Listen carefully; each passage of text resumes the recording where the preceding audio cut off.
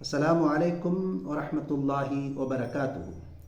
नहमदुहु व नुसल्ली अला रसूलिहिल करीम, अम्मा बअद, फ़क़द क़ाल अल्लाहु तआला फ़ी महकमित तंज़ील, अऊज़ु बिल्लाहि मिनश शैतानिर रजीम, बिस्मिल्लाहिर रहमानिर रहीम, इन्ना अबाना लफ़ी ज़लालिम मुबीन। क़ाल नबी सल्लल्लाहु अलैहि वसल्लम, खैरुल कलामि किताबुल्लाह व खैरुल हदी हदी मुहम्मदिन सल्लल्लाहु अलैहि वसल्लम, सदक़ल्लाहुल अज़ीम व सदक़ नबियुल करीम। रब्बी औज़िअनी अन अश्कुर निअमतक अल्लती अन्अमत अलैना, अल्लाहुम्मा अग़फ़िर शयूख़ना व लिजमील हाज़िरीन बिरहमतिक या अरहमर राहिमीन।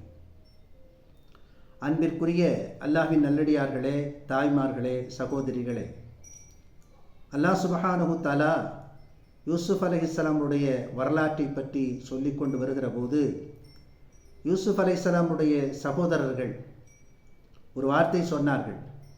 நம்மை விட, நாம் வாலிபராக இருக்கிற, திடமாக இருக்கிற பிள்ளைகளாக இருக்கும்போது, நம்மை விட யூசுப் அலைஹிஸ்ஸலாம் அவர்கள் மீதும் அவரது சகோதரர் மீதும் நம்முடைய தந்தை மிகுந்த அன்பு கொண்டிருக்கிறார், நிச்சயமாக நம்முடைய தந்தை வழிகேட்டில் இருக்கிறார் என்று சொன்ன செய்தியை திருக்குரானிலே அல்லாஹ் சுப்ஹானஹு தஆலா சொல்லி காட்டுகிறார். ஒரு தந்தைக்கு 4 குழந்தைகள் இருந்தால் அந்த 4 குழந்தைகளையும் சமமாக பாவிக்க வேண்டும் என்று மார்க்கம் சொல்லுகிறது. தப்பி தவறி ஏதோ ஒரு காரணத்தினால் இயல்பாக ஏதோ ஒரு பிள்ளையின் மீது அன்பு அதிகரித்து விட்டது என்று சொன்னால் அதை வெளிக்காட்டக்கூடாது. எல்லா குழந்தைகளையும் சமமாக நடத்த வேண்டும். நபிகள் நாயகம் ஸல்லல்லாஹு அலைஹி வஸல்லம் சொன்னார்கள், உங்கள் குழந்தைகளுக்கிடையிலே நீதமாக நடந்து கொள்ளுங்கள், அவர்களிடத்திலே பாகுபாடு காட்டாதீர்கள் என்று சொன்னார். நுஅமான் இப்னு பஷீர் ரலியல்லாஹு அன்ஹு என்கிற ஒரு நபித்தோழர் நபி ஸல்லல்லாஹு அலைஹி வஸல்லம் அவரிடத்திலே நுஅமான் என்கிற தன்னுடைய குழந்தையை அழைத்து கொண்டு வந்து, இவர் மீது எனக்கு அதிக பிரியம் இருக்கிறது, எனவே நான் அவருக்கு ஒரு அடிமையை அன்பளிப்பாக கொடுக்கிறேன் என்று சொன்னார். இதற்கு நீங்கள் சாட்சியாக இருங்கள் என்றும் சொன்னார். நபிகள் நாயகம் ஸல்லல்லாஹு அலைஹி வஸல்லம் கேட்டாங்க, மீதி குழந்தைகளுக்கு இதுபோல அடிமைகளை அன்பளிப்பாக கொடுத்திருக்கிறாயா என்று கேட்டார்கள்.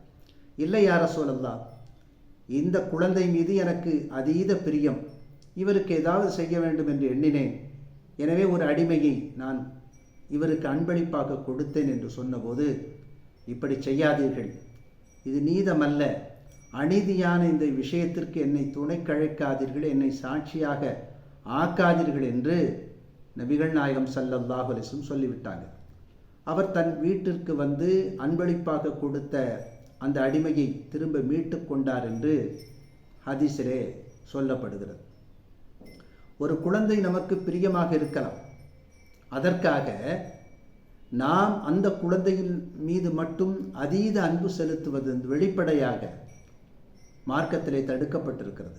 உள்ளுக்குள்ளே அன்பை வைத்து கொண்டால் ஒன்றுமல்ல, பிற குழந்தைகள் புரியாத வண்ணம், அவர்களுக்கு இடையூறு தராத வண்ணம், அவர்களுக்கு பொறாமை ஏற்படுத்தாத நிலையில் இந்த அன்பை நாம் உள்ளுக்குள்ளே வைத்து கொள்வது ஒன்றும் தவறல்ல. நபிகள் நாயகம் ஸல்லல்லாஹு அலைஹி வஸல்லம் ஒரு தந்தையிடத்திலே கேட்கிறார்கள், உங்களுடைய குழந்தைகள் எல்லாம் பெற்றோராகி உங்களுக்கு உபகாரம் செய்வதிலே நீதமாக நடந்து கொள்ள வேண்டும் என்று நீங்கள் விரும்புகிறீர்களா என்று கேட்டார். நிச்சயமாக எல்லா குழந்தையும் தன்னை பார்த்து கொள்ள வேண்டும், உபகாரம் செய்ய வேண்டும் என்று நினைப்பது இயல்புதான். அந்த உபகாரமும் அந்த அன்பும் அக்கறையும் சமமாக இருக்க வேண்டும் என்று எதிர்பார்ப்பதும் இயல்புதான். அப்படி குழந்தைகள் நமக்கு அன்பையும் உபகாரத்தையும் சமமாக தர வேண்டும் என்று விரும்புகிற பெற்றோர், அவர்கள் தங்கள் பங்குக்கு அந்த குழந்தையின் மீது அன்பை அக்கறையை சமமாக வெளிப்படுத்த வேண்டும், அதிலே நீதத்தோடு நடந்து கொள்ள வேண்டும். இதைத்தான் நபிகள் நாயகம் ஸல்லல்லாஹு அலைஹி வஸல்லம் அவர்கள் சொல்லி காட்டுகிறார்கள். இருப்பினும் ஒரு சில காரணங்களுக்காக சில குழந்தைகள் மீது நாம் அதீத அக்கறை காட்டிக்கொள்ளலாம், அன்பை வெளிப்படுத்தலாம். அது என்ன காரணங்கள் என்று சொன்னால், ஒரு குழந்தை இடத்திலே நற்குணம் இருக்கிறது, மீதி குழந்தைகள் எல்லாம் குணம் கெட்டவர்களாக இருக்கிறார்கள். ஒரு குழந்தை மட்டும் நற்குணத்தோடு இருக்கிறது, நல்லபடியாக இருக்கிறது சொன்னால் இப்போது அன்பை வெளிப்படுத்துவதில் தவறல்ல. ஒரு குழந்தை மார்க்கம் கற்றிருக்கிறது, திருக்குரானை மனனம் செய்திருக்கிறது, மார்க்க அறிஞராக இருக்கிறார், இந்த குழந்தையின் மீது அன்பை வெளிக்காட்டுவதில் தவறில்லை. இன்னொரு குழந்தை நோயாளியாக இருக்கிறது, மற்றவர்களெல்லாம் நல்ல ஆரோக்கியமாக இருக்கிறார்கள்.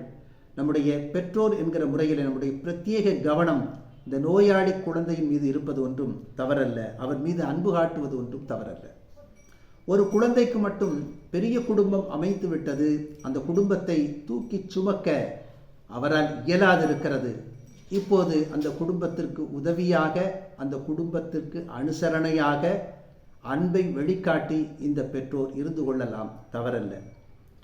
ஒரு குழந்தை கடனில் சிரமப்படுகிறது, பொருளாதாரத்தில் நலிந்திருக்கிறது, மற்ற குழந்தைகள் நன்றாக இருக்கிறார்கள். இப்போது நலிந்த இந்த குழந்தைக்காக, கடனில் சிரமப்படும் இந்த குழந்தைக்காக பெற்றோர்கள் பரிந்திருப்பது, பாசத்தோடு இருப்பது, அன்பை வெளிக்காட்டுவது தவறல்ல. இன்னொரு குழந்தை வேலை கிடைக்காமல் இருக்கிறது, மற்ற குழந்தைகள் எல்லாம் வேலை கிடைத்து நல்லபடியாக சம்பாதித்து அவர்கள் குடும்பத்தை பார்த்து கொண்டிருக்கிறார்கள். ஒரே ஒரு குழந்தை மட்டும்தான் வேலை இல்லாமல் இருக்கிறது. இந்த நிலையிலும் இந்த குழந்தையின் மீது அக்கறை எடுத்துக்கொண்டு அதை வெளிப்படுத்தி கொண்டு இருப்பது தவறல்ல என்று மார்க்கம் நமக்கு சொல்கிறது. இதுபோக மீதி எந்த காரணமும் இல்லாமல் நம்முடைய உள்ளத்திற்கு பிடித்து போய்விட்டது, மனசிற்கு நெருக்கமாக இருக்கிறார்கள், என் சாயலில் இருக்கிறார்கள். சில பெற்றோர்கள் இப்படியும் நினைப்பார்கள், என்ன மாதிரி இருக்கிறான், என்னுடைய ஹேபிட் இருக்கு, என்னுடைய குணாதிசயம் இருக்கு, என்னுடைய விருப்பு வெறுப்புகள் அவனிடத்தில் அப்படி இருக்கிறது, என் குணம் பிரதிபலிக்கிறது, என் சாயல் பிரதிபலிக்கிறது என்கிற ஒட்டை காரணங்களுக்காக அந்த குழந்தையின் மீது அதீத அன்பு செலுத்துவது, அவர்களை மட்டும் தூக்கி வைத்துக் கொண்டு மற்ற குழந்தைகளை உதாசீனப்படுத்துவது, இவைகள்தான் மார்க்கத்திலே தடை செய்யப்பட்டிருக்கிறது. 4 குழந்தைகளும் ஒரு சேர அன்பு செலுத்துவது என்பது சாத்தியம் இல்லாதது. ஆனால் குறைந்தபட்சம் மனசிற்குள் அவற்றை வைப்பது சாத்தியமானது.